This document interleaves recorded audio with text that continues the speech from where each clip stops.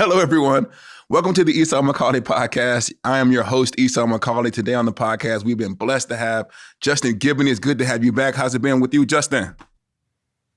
Doing well. Thanks for having me, brother. It's always a pleasure. And we also are joined today with our regular, I don't want to call you co-host. I think that's a little bit too high. We're going to call you assistant host, our assistant host, producer Mike. Can I be assistant to the host? Assistant to the, there we go. Mike, how are you doing? I'm doing great, Esau. Let me tell you about my weekend. Ooh, Actually, believe it or not, I went to go and watch rugby. Actually, right now, we have a Kenyan member of our church who gave me he went to Kenya. And he brought me back a rugby jersey, which is what I'm wearing right now. For those of you watching on YouTube, very colorful. Yeah, and so we found out that New Zealand was playing against Ireland at Soldier Field, and so actually I went to see my first live rugby match this weekend. Wow! At the last minute, I invited 3 or 4 of my friends to the last minute to see if they could come. Where was my invitation? It was a church trip. Sorry, the rule is you have to at least been to our church once. Oh, really? No, that wasn't the rule, but that's the way it worked out. Yeah. Did you do anything fun? It's been Halloween. Did you do anything? Took the kids out trick-or-treating on Halloween. Did you dress up as somebody? I did not. Justin, did you dress up? Nah, I ain't dress up, bro. Wow. Did you dress up? The way Justin said that, he's like, I'm a grown man. Why would I be dressed up? Justin's a good counterbalance. Can I bring something up? Okay, go ahead. Bring something up. Can I bring something up, though, about Halloween real quick, very quickly? Go ahead. Was bobbing for apples the worst thing ever? Worst idea. Who came up with that? Why did we think that was okay back in the day? Did y'all bob for apples? Yeah, I did. Put in your open mouth like a bucket of water with a bunch of other people. I never did that. I think by the time I got to that age, we realized how gross and unsanitary. Wait, are people still out in these streets bobbing for apples? Is that what made you? Did you see it somewhere? I wonder how that happened. Where somebody was like, "Hey, this is a terrible idea," and why didn't anybody say anything earlier? And I think as soon as somebody said it, everybody in the country, you're completely right. And this all went away in like one summer. So, because my kid has never bobbed for an apple. That's kind of crazy. So, Justin, congratulations. There's some, we should Speaking of bobbing for apples. Speaking of bobbing for apples, you should be out in these streets bobbing for books. Yeah. You should be buying books. Justin, you have a new book coming out, and it's coming out today at this podcast launch. Tell us about your new book. What's the name of it? Yes, I'm really excited. It's called Don't Let Nobody Turn You Around, How the Black Church's Public Witness Leads Us Out of the Culture War. Comes out today. At that. And Esau knows about it because Esau actually did the foreword. But really, I mean, if you want to break it down, it basically answers the question, how would the civil rights generation react to this polarized culture war moment? Yeah, I want to say. And so through Christian principles, I kind of answer that question. I want to say that this book is probably one of the most uniquely courageous books that I've read in quite a long time. Because I think it's very easy as a Christian public leader, intellectual, influencer, Christian, whatever it is, to simply criticize the people outside of your tribe, so that you can see the public witness of the church is finding out the wrongs of the people who are opposing, on the other side. And what I liked about this book is that it had kind of equal energy for the right and the left. I'm not talking about the theological right and the left. I'm talking about like the political right and the left. And you do a great job of, to me, being willing to speak into difficult issues. Is that something that you felt like you needed to do in this moment to like address like the extremes of the problems in both sides of our kind of political discourse? Yeah, I felt there was some, I guess you would call them taboos almost, that we like really needed to address that we just don't address. And I felt like this book, through the witness of kind of that civil rights generation, was the right way to go about it. Because they had critiques of everybody. Yeah. They didn't just save the critique for the people they liked a little more than the other side. They critiqued them all. And I think there was a kind of a prophetic courage in that. Yeah. So can I ask you, I know then we're going to get on to some of our topics for today, but every writer, I got to say, they can't be fake humble. There's no fake humility on the Esau McCauley podcast. Every single writer has a chapter or a portion of a book that they're excited about. And they say, I can't wait until my audience reads this because I think it's going to bless or challenge some people. So as the people read through the entire book, what is the one thing that you think, I want you to read this chapter, this part of the book in particular? I think it's the chapter of moral imagination, which is chapter 6. Okay. Because there's some critiques I think people and just some insight I think people will appreciate and be challenged by. I think I may have lost at least one friend based on that critique. Wow. But I think that's my favorite chapter. It was me, y'all. I was just gonna ask. It was me. I said, pull me off the forward. I'm mad. I mean, Justin, if there's a spot open, I'll take Esau's spot. Oh, really? Yeah, the mic? I think Justin would actually follow through on his invitations. Man. You got it. So, Justin, I don't want to treat you just like our political expert on the podcast. We know that you can do a lot of stuff. Mm-hmm. But anytime there's something that's complicated that's going on in the political sphere, I say, can Justin help me understand what's going on? And I know there's a lot going on with the government shutdown and SNAP. Can you help people understand what SNAP is, how it's related to the government shutdown, and what the current controversy is around the continuation of this program? Yeah, the simple way to put SNAP is it's a nutrition program. It's basically food stamps. And so for, folks who need assistance when it comes to food, it's a federal government funded program that's usually administered by the state. Okay. And so when the government shut down, meaning they have not voted to fund the government, that means that they can't fund that program. Now, there are some contingency funds that maybe for a couple of weeks or a month or so that the Trump administration could use, or since states administer the fund, they could actually support it until, the government gets it figured out, the federal government gets it figured out. But as of right now, SNAP funds are cut off, meaning children. Most of the people on SNAP funds using those are going to be children, will not be able to have their food stamps. So partial update to that. We're recording this on Monday. So over the weekend, a federal judge ruled that the Trump administration has to fund SNAP to some extent. And this morning, the U.S. Department of Agriculture just came out and said it would pay benefits at a reduced rate to 50% to the 22 million households. Yeah. Well, one of the things that people there's a lot of stereotypes around SNAP. And one of the ways that it's almost like linked to the traditional stereotype of the welfare mom. The first thing, there's probably a bunch of them, but the first one I want to say is the majority of people who are on SNAP are actually not African American. The majority of people on SNAP, just by population, there's more white people on SNAP than black people. But also, SNAP actually, am I correct about this? Aren't there work requirements tied to a SNAP, Justin? Yeah, there's some requirements tied to SNAP that basically most of the people that are going to be using SNAP have children and are going to be working. Yeah, I did some research on, I hate math, but I care enough about this to sit down and do some math. A single mother with 2 children who was working a full-time job here in Illinois, if she was making $20 an hour, she could probably still qualify for SNAP benefits. So this idea that these are just lazy people who aren't working, who are just kind of living off the government, you could have a full-time job, have 2 children, be making around $20 an hour and still qualify for these benefits, because if you're making $20 an hour, you still be beneath poverty rates. The other thing that's interesting about this, at least in Illinois, is that the minimum wage in Illinois is $15. And so the minimum wage for someone who's working full-time is actually not enough to have a livable wage.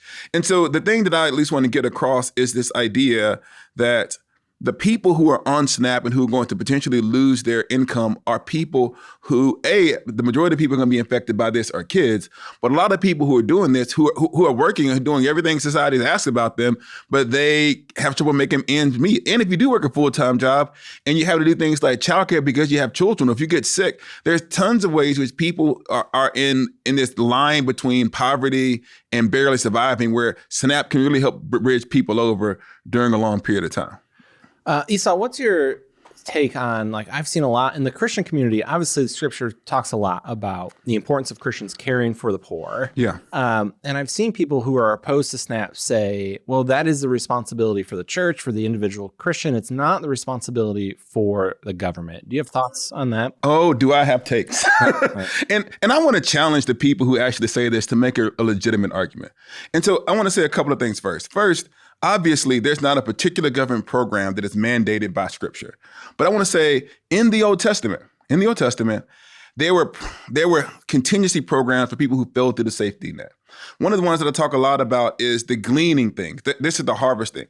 And so in the book of Deuteronomy, it says, when you are harvesting, do not harvest all of your crop, but leave some for those who are poor, so they can come and take what they needed. And so the idea was, in your harvesting, leave some money for the poor and the marginalized. And I heard people say, well, that's fine. That's for Israel. That's not necessarily for like secular nations. But the whole point of Israel was they were supposed to be a light to the nations. People were supposed to look at Israel and say, look at how God is blessing these people. What are these people doing? And when they looked at Israel, they would say the people who follow God are the people who are compassionate, and they're supposed to be inspired by Israel's example and then be compassionate themselves. You can't have this idea that Israel's supposed to be a light to the nations, to be an example for other countries, and have God put within the laws of Israel places to protect poor people who fall through the safety net, and then say it's not the job of a secular government to care for the people who fall through the safety net, when that was the whole purpose of it. And the other thing I would say, if you want to look in the Bible, in the book of, what's the story? Nebuchadnezzar. When is Nebuchadnezzar? It's in Daniel. Yeah. Nebuchadnezzar in Daniel chapter 4.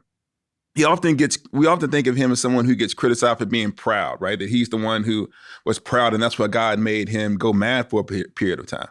But actually, if you read that towards the end of chapter 4, I think it's verse 27, he says to Nebuchadnezzar, God says to Nebuchadnezzar, therefore stop your mistreatment stop your injustice and your oppression, or you're going to be punished. And so Nebuchadnezzar, who knew nothing about God, right, directly, he wasn't a part of the line of David, was punished particularly for the way he acted unjustly. And the exact same thing happens in the book of Revelation, where the Roman Empire is judged for the way that it mistreats people. And so you have these examples on one hand of Israel supposed to be a light to the nations, who themselves had a safety net. You have two examples of foreign nations being judged for their lack of concern for injustice. So the idea that there is no public responsibility for the state to do anything other than to police the empire is, to me, doesn't take the biblical witness seriously enough. And if I'm wrong, show me I'm wrong, because I'm actually right. Sorry, Justin, go ahead. I was going to say, I think Esau is a good man for kind of going through that theologically step by step. Yeah. Because I think it's even more simple than that. The people who say that are missing the whole spirit of what Jesus was saying.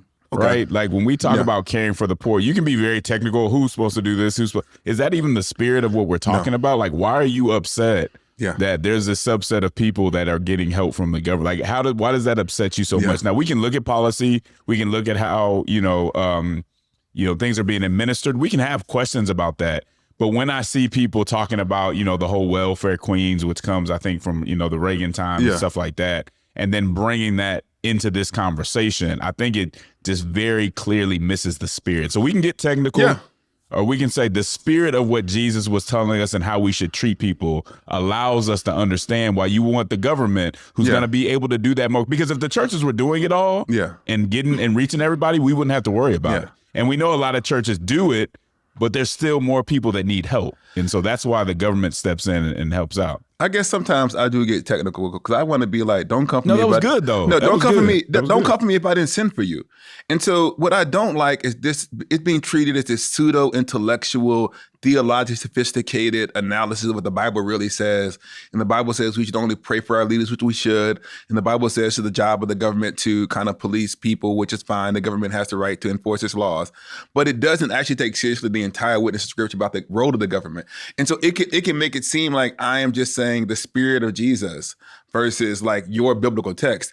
And I'm saying I've given an actual answer to these questions that allows us to have a real holistic biblical account of what the Bible says about these things. But you're right. You could just say something like, why would a Christian want anybody to be less compassionate? I think we need both. We need both. We need both. I just have no patience for this. I just even feel like for the people who are claiming like, all right, it's up to the individual Christian or to the church. I mean, part of me wants to be like, all right, let me see your receipts for the goods you're dropping off at your church's food pantry every week. Let me see your tax receipts to all the charitable donations. Yeah. I don't believe many are consistent. Even if they are, I've seen so many conservative Christians over the weekend mock those on food stamps, make fun of them, celebrate that they're losing their benefits. And I'm just kind of like, throughout the history of the church, which group of people has the gospel been the most appealing to? Yeah. Is often the poor. It is the disenfranchised. And for the people who are most ripe to receiving the gospel, to look at Christians making fun of them, criticizing them, condemning them. There's one stat here I saw in an article that an average family of 4 receives about $700 a month from the government. It breaks down to a little less than $6 per day per person. Yeah. It's just, what are we even doing? Yeah, I think that one of the things that the reason that I go for a Bible is because it's on so many pages of scripture. There's the consistent witness of the Psalms is this. It says, because the poor and needy have no defender, I, the Lord, my God, thy God will rise up and protect them. Because the Psalms tend to assume that if you are poor, that you are poor because of some injustice that was done to you. And when you went to try to get justice, because you didn't lack the resources, you were easily ignored. And so repeatedly in the Bible, God says, well, because they have no one to help them, the widow and the poor, I will act on their behalf. And so the perspective of the Bible seems to assume that they're going to be people who are mistreated. There's this, I think Billie Eilish was in the news over the weekend when she asked these questions to the billionaires, like, how did you get that money? And so I'm not saying that every single person who is wealthy has done so by like being unjust, right? But a lot of times the way that you amass great wealth is through the expense of the people. You know, you underpay your workers. You pay them 30, you give them 30 hours a week instead of 40 hours a week, because 40 hours a week means you have to give them benefits.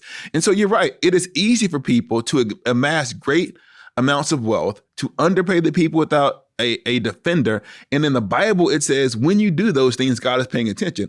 And so if we then say, I feel like it's a part of the role of the state to attend to the people who are often stepped on, and then I'm treated like I'm not taking the Bible seriously, that's the part that's offensive. But I want to leave that alone. And I'll just say, this doesn't necessarily justify every social program or say that no social program can be questioned.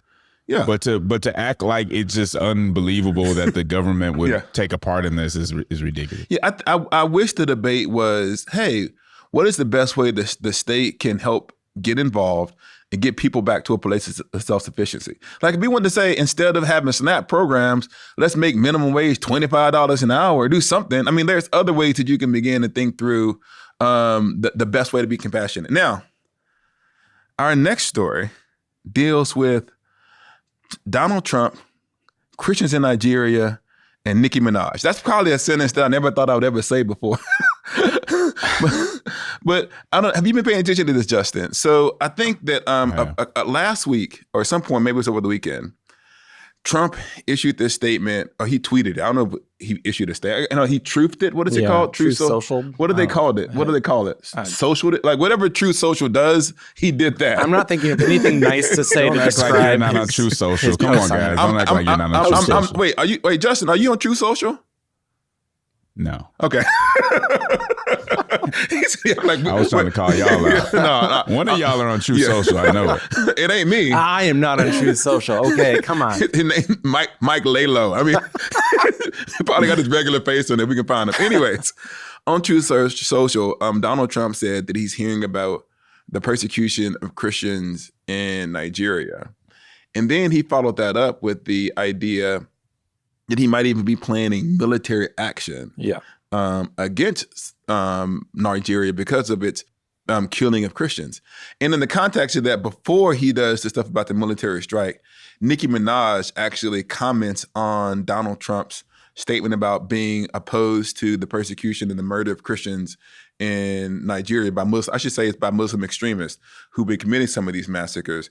And Nicki Minaj goes online and says, "Thank you, President Trump, for saying this. It feels good to be in a country where you can worship God." And so she was receiving criticism for praising the president for criticizing Nigeria and, the Muslim extremists in Nigeria who are killing Christians. Did I get the story broadly right? Did it something I left out? Broadly right. Oh, wait, what is the broadly part? Well, I do think we need to acknowledge that experts over there are saying, yes, Christians are being killed. Yeah. But so are Muslims, moderate Muslims, or Muslims that the extremists over there think are not practicing Islam in the way they want to. So it's not just limited to Christians being persecuted. Yeah, but there are targeted killings of Christians. And so I think that in that part, he can say, it's okay for him to say it's bad to murder Islamic extremists to murder Christians.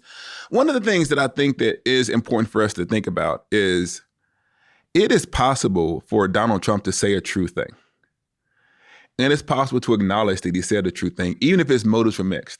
Because I do have a lot of friends who, I've been interacting with some of my Christian Nigerian friends. The Anglican church is pretty large in Nigeria. And so I have heard and known about Christians who've been kidnapped and people who've been assaulted. And so if the president wants to say, I want to highlight a particular problem, even if I disagree with him on other things, I think it's fine for him to say in that context, the targeted killing of Christians is wrong, and maybe the government should at least think about some sanctions or in ways to engage with Nigeria in ways that are positive. Not we're going to invade the place, but to engage in Nigeria in ways that are positive that may make people safer. Is that fair to say, Justin, or am I missing something on this? Yeah, people are really hesitant, and I don't say it a lot because I just don't agree with him on a lot of stuff. But there are times when he says something that's true. Again, it's the way that he goes about it. Yeah. This seems almost, the way that he said it, guns blazing and all this other stuff, seems more like showmanship than real concern. Because if I'm really concerned, I'm going to go get a coalition, make a plan, and really address the issue. Sit down and have a meeting with their president. I'm going to do things differently. I'm not just going to make this tough cowboy announcement. Right? If he was really concerned, he would welcome refugees from Nigeria. Instead of lowering the refugee rate, acceptance rate in our country at the lowest it's ever been.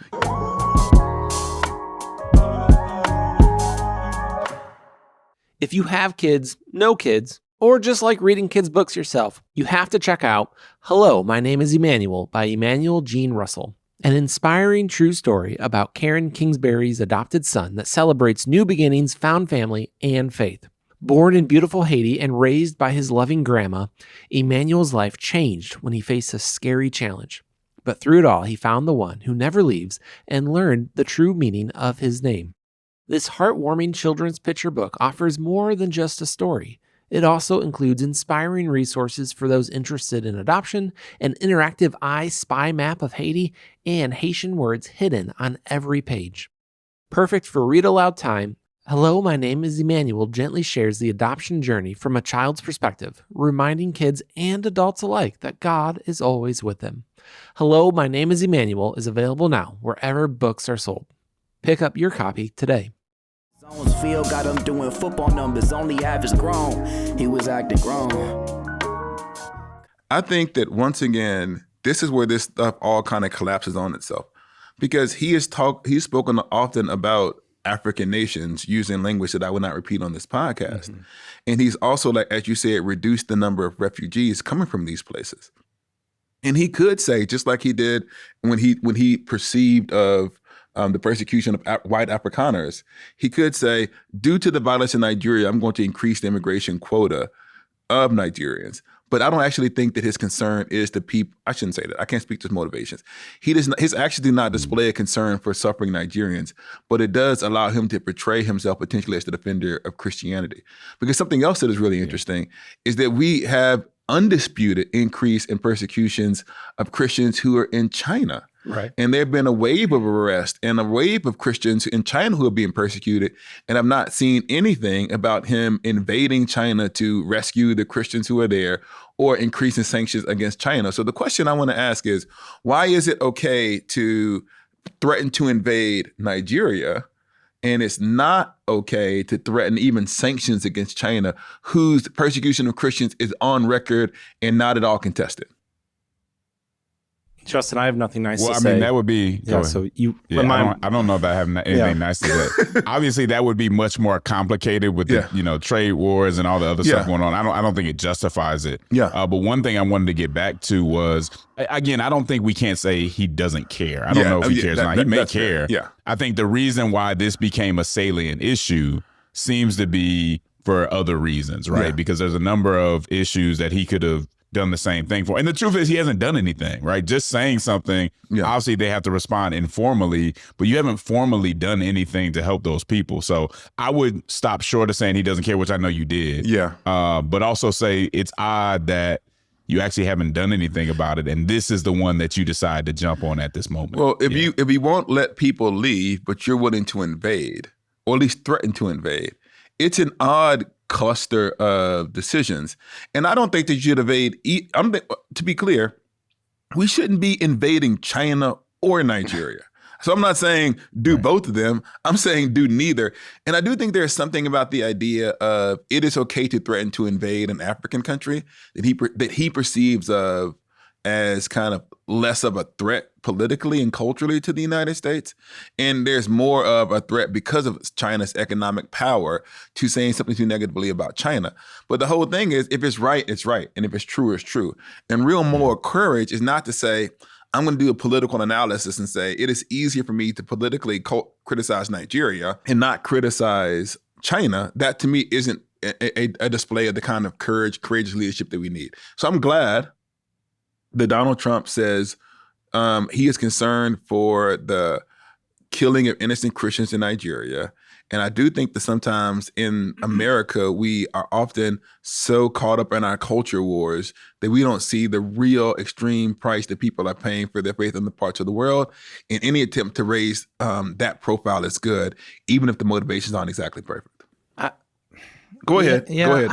Go ahead. Bring it on out. It's a safe place. He's not doing anything, though. Like, this is just PR spin. It plays really well with his base for him to come out defending Christianity in persecuted parts of the world. And so it's like, I guess he gets credit for saying the sky is blue. Yes. But the bar is so low. Yes.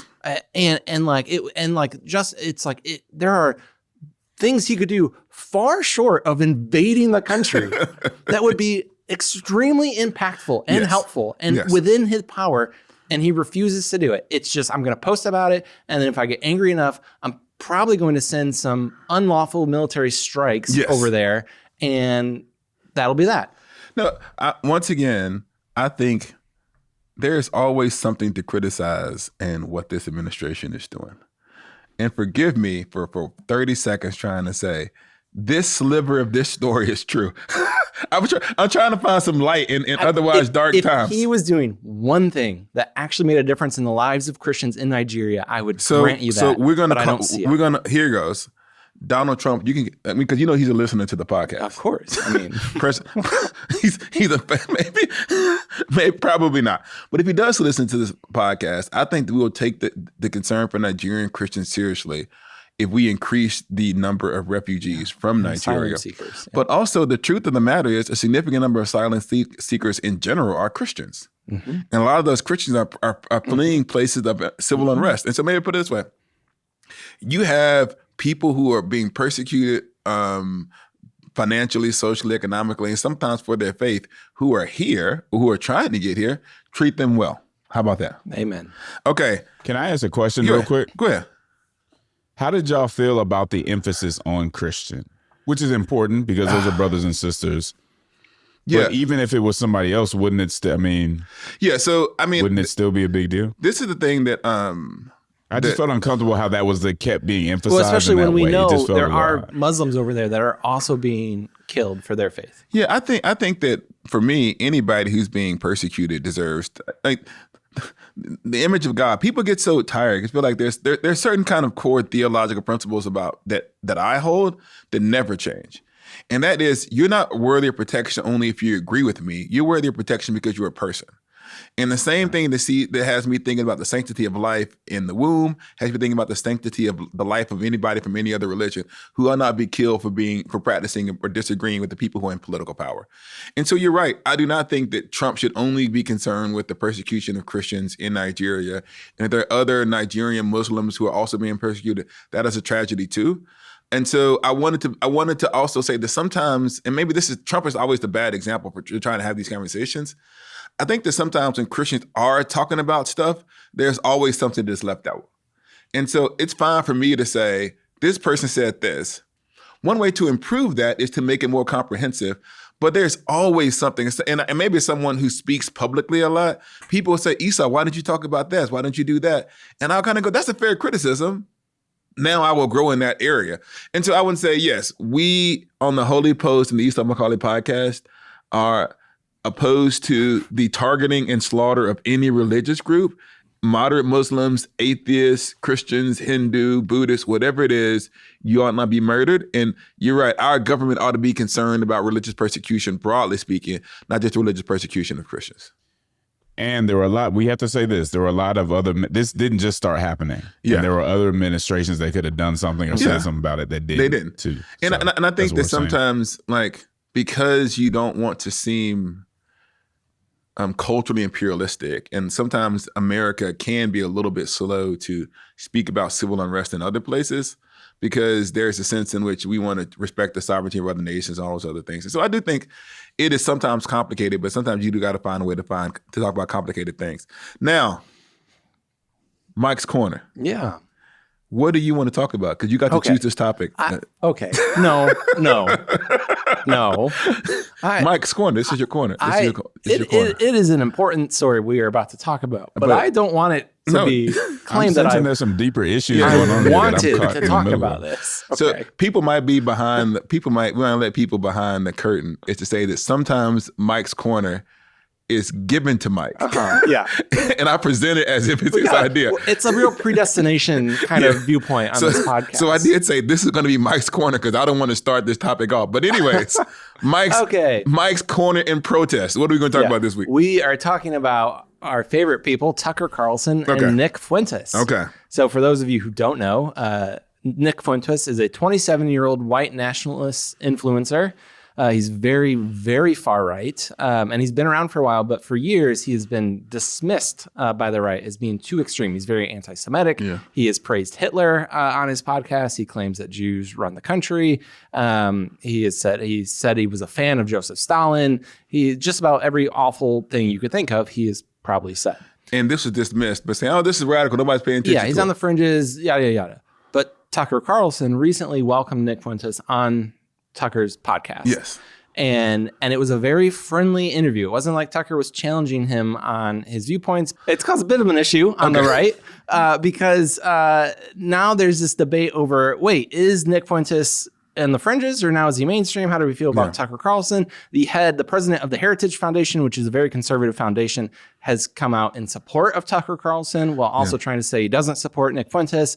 And so it's this weird conversation happening on the right of what's mainstream and what's on the fringes. Yeah. Justin, what is your take? Because the idea is that you should be able to have people on your show who have controversial ideas, and what Tucker Carlson was doing was just engaging to, help people to understand what he believes and why, and maybe even to challenge it. Do you think there is a line where people say, no, this thing doesn't deserve to be platformed at all?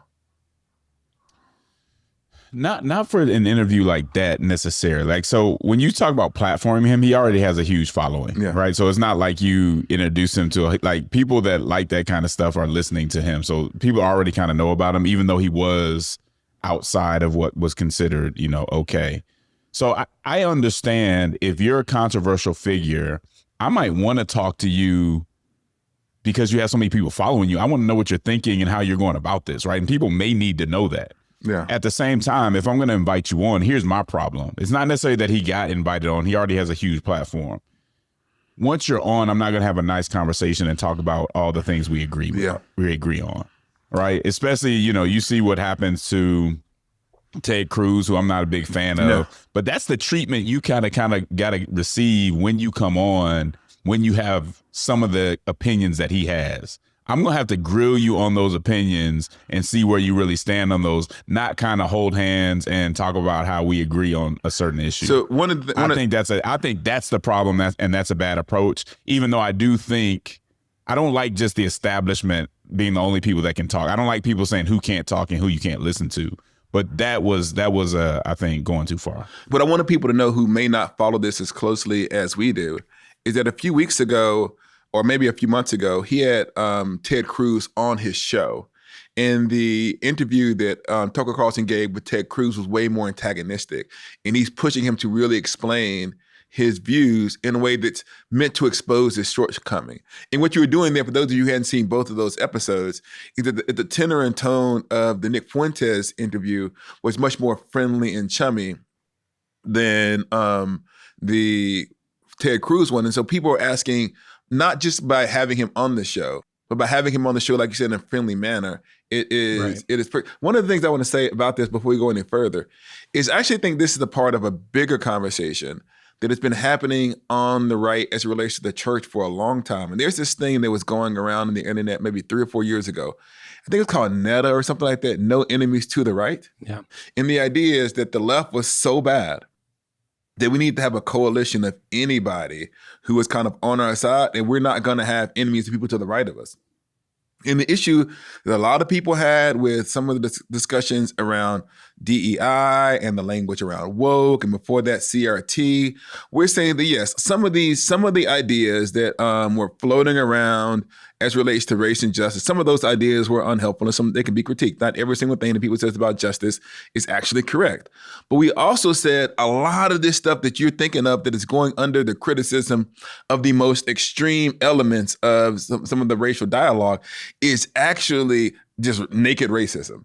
And we talked about the naked racism that was hovering in other parts of this movement. We were seeing as crazy. And so now when someone like Nick Fuentes is lifted up and he's given like a platform and people are refusing to criticize him, this is the exact same thing. Like, who's in your movement? There's a lot of energy for people who are saying the danger in my church, my community is wokeness. And the question is, do you have more young people who are listening to Nick Fuentes or listening to whatever you want to define woke is? Because we don't even want to get into that misdefinition. I probably shouldn't be using that language. But whatever they think of as a danger on the left, what I'm saying is there's young people who are being influenced by that, and the church's inability to speak clearly about it because they dismissed it as a danger, the thing that I think is important to take from this story. Yeah, I think, too, we have to remember that this is also coming... This is just a few weeks after those racist text messages were leaked that were very anti-Semitic as well. That I think it's just a lie to try for any conservative to say, oh, we don't have an issue on our far right. Yeah. Like it seems like there is, and it's getting more and more popular. I mean, I've even seen some conservatives try to say, well, Tucker Carlson is on the fringes. He doesn't represent. It's like, Tucker Carlson? Was on Fox like 2 years ago. And so I guess... I think you're right, Esau, that like this idea, this is the problem of any culture war, that anytime we care so much about protecting our side, that we refuse to have then any enemies on our right or on our left, if that's where we fall, we're going to find ourselves accepting ideas or people with open arms that we should not be. So one of the things... The left, go ahead. Oh, go ahead. Go ahead, Justin. The right definitely has a problem. I mean, I if I'm not mistaken, I want to say didn't Trump do dinner with Yes, he did.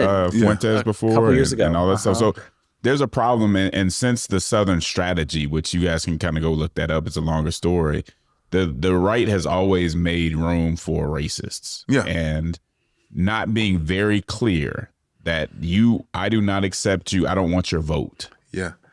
Right? Like, if you're not very clear about that, then you're going to catch yourself in these situations. And maybe even you can say this to a lesser extent or whatever. I know people get mad when I say this, but I see plenty of people on the left do the same thing. Like, will not, and actually get mad at the AND campaign for having any critique of anybody on the left. But I know a lot of progressive Christians that have no critique whatsoever for progressive academia, for progressive activism, none of that stuff. So as you think about that, just understand you may understand their motivation better than you admit that you do. And the question is, I always say, like, the solution, we're not going to get free by just going from the Democratic Party, from the Republican Party to the Democratic Party. And one of the things I think that people often get mixed up about you and about what we're trying to get at here, it is not the middle. That is actually not what we're aiming for. We're actually trying to orient ourselves towards the truth. And when the Democratic Party or someone on the political or theological or political left says something that is untrue, even if it costs us something from our base, it is important for us to say as Christians, this is not a place we can go. And the exact same thing happens. And so moral courage is, once again, the willingness to upset people who you might otherwise agree with on other issues, which is the reason why, to bring it all the way back to your book, one of the things I liked about one of the things I like about your book, Can't Let Nobody Turn Us Around, is the fact that... Don't let nobody. What did I say? Did I say anybody? You said can't. Don't. You said can't. It's don't. Yeah, sorry. Yeah. It's a big difference. Don't let nobody turn us... I thought you were friends. Oh, I'm sorry. Am I interrupting you? You're trying to make a point? That must be so annoying. It is. It's so frustrating. Who does that? Oh, me. Oh, man. Don't let nobody... One of the things I loved about your book, Don't Let Nobody Turn Us Around, is the fact that you have the moral courage to often talk about hard issues, even if it might offend your tribe. Now, speaking about hard issues, to close the podcast, I'm going to close the podcast, which is something that is rare, which is something that didn't make the podcast. Because for those of you who want to come on the inside of the Esau McCauley podcast, we often put topics into the group thread, and then we say, hey, can we talk about this? And so I thought he clearly made it because we're talking about it. Justin raises a valid point. So I put into this the group text here an article about Jennifer Lawrence. Yeah, Jennifer Lawrence says she was annoying in old interviews and gets why the public rejected her personality. Yeah, and we're going to talk about internet fame and how people can kind of be fickle. But the reason it didn't make this podcast is because one of us had never heard Jennifer Lawrence. Yeah, it wasn't me. Justin's raising. So Justin, you don't know. I need to quote. This is the text we got back from Justin. Okay, Esau dropped the article in, and Justin just goes, "I don't know who that is, but we can talk about her." And now I want to let you know there's also a picture of this person, so he at least seen her. So you have no idea who she is. What movie has she been in? I have no idea. What movie hasn't she been in? She was in Hunger Games. Have you seen Hunger Games? I don't know. I don't think so. Okay. Have you X-Men? Have you seen X-Men? First Class? Nothing. No. No. So okay. Now when Silver Linings Playbook. Yes, you seen that? Passengers. No. Joy. American Hustle. No. So this is the question. American Hustle. It's not American Hustle. This is the question. This is the question. I had a moment of insecurity when he said this, because I'm like, is this something that a lot of black people don't know? Am I in the wrong here? So this for the people who listen to the podcast this long, especially if you're black people, do you know who Jennifer Lawrence is? Or am I just so far out of the circle that am I losing my black card for immediately knowing who this is? I'm intrigued by that, but just in case, Esau, as you and I were then talking about our disbelief an hour ago that Justin did not know who Jennifer Lawrence was, Esau goes, good grief, she was in the Avengers. Wait, that was not a part of this conversation. For us to realize Esau was confusing Jennifer Lawrence with Scarlett Johansson. Scarlett Johansson. But someone help me. This is a mess. So to make it clear though, do you see how hard my job is, everyone? But isn't this what's wrong with our political system? He's coming at me. He's making a show out of coming at me when he didn't even know. He doesn't know who she is either. Hold on. Let me explain. Look at the hypocrisy of this whole thing. Let me explain. First of all, I knew who she was, but if anyone who's seen these two movies, people will get what I'm about to talk about. Katniss Everdeen in The Hunger Games and the Black Widow in the Avengers have a similar energy. And so you can kind of see, and they were both famous roughly around the same time. And so I kind of got confused for a moment. But now that once you reminded me of who that was, I immediately separated them into two different people. Was there a Hulk in the Hunger Games? Esau? Maybe it was. I don't know.